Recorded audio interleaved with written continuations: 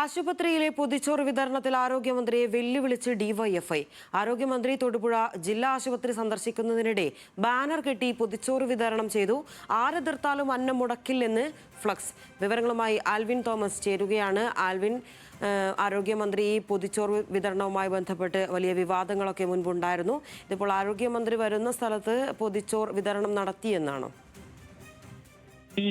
ആരോഗ്യമന്ത്രി തൊടുപുഴയിലെ ജില്ലാ ആശുപത്രി സന്ദർശിക്കുന്നതിനിടെയാണ് ഇവിടെ ഡിവൈഎഫ്ഐ പ്രവർത്തകർ ആശുപത്രി വളപ്പിലെത്തി ചോറ് വിതരണം നടത്തിയത്. അത് ബാനർ കെട്ടിയും കൊടി കുത്തിയുമാണ് പൊതിച്ചോറ് വിതരണം നടത്തിയത്. അതൊരു വെല്ലുവിളി രൂപത്തിലുള്ള ഫ്ലെക്സ് ആയിരുന്നു അത് ഉണ്ടായിരുന്നത്.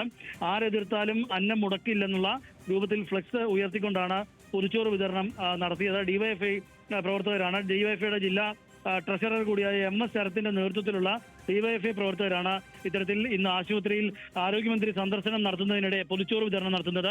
നേരത്തെ ആരോഗ്യമന്ത്രി കെ മുരളീധരൻ പറഞ്ഞിരുന്നത് ബോർഡും ഫ്ലെക്സും അല്ലെങ്കിൽ അത്തരം സാമഗ്രികൾ ഉപയോഗിച്ച് ആശുപത്രിക്ക് തടസ്സമുണ്ടാകുന്ന രീതിയിൽ, ആശുപത്രിയുടെ പ്രവർത്തനത്തിന് തടസ്സമുണ്ടാകുന്ന രീതിയിൽ ഉള്ള പൊതിച്ചോറ് വിതരണം അനുവദിക്കില്ല എന്നതായിരുന്നു അദ്ദേഹത്തിന്റെ പ്രസ്താവന.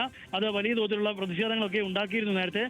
പക്ഷേ പിന്നീട് അദ്ദേഹം പറഞ്ഞതിൽ മയപ്പെടുത്തുകയും ഒക്കെ ചെയ്തതായി നമുക്കറിയാം. പക്ഷേ ആ ഘട്ടത്തിലാണ് ഇപ്പോൾ ആരോഗ്യമന്ത്രി തൊടുപുഴ ജില്ലാ ആശുപത്രി സന്ദർശിച്ചപ്പോൾ ഡിവൈഎഫ്ഐ പൊതിച്ചോറ് വിതരണം നടത്തിയത്. അതിൽ ഈ ഫ്ലെക്സിൽ എഴുതിയിരുന്നത് ഇങ്ങനെ തന്നെയാണ്: ആരെതിർത്താലും അന്നം മുടക്കില്ലെന്നുള്ള ഫ്ലെക്സ് ബോർഡ് ഉയർത്തി വെല്ലുവിളി രൂപത്തിലാണ് ഇന്ന് ആ പൊതിച്ചോറ് വിതരണം ഡിവൈഎഫ്ഐ. ശരി, എന്തായാലും ബാനർ കെട്ടി അവിടെ പൊതിച്ചോറ് വിതരണം നടത്തിയിരിക്കുകയാണ് ഡിവൈഎഫ്ഐ.